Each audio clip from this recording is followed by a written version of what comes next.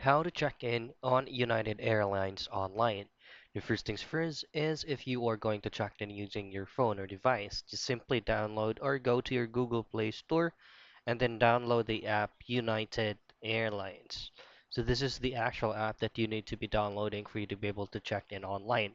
Now once you have downloaded and install it, just simply log in to your account or you can also choose to continue as guest. Now from here, all you have to do once you have filled out all the necessary details like your name, your IDs, your social security numbers, and so on and so forth, this is going to be your dashboard. So for you to be able to check in, just choose on the first option here, which is the check option.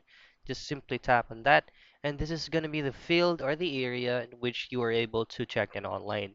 So just have to input the confirmation or your ticket number and as well as your last name booked on your trip. So that's it. That's how you check in online with United Airlines.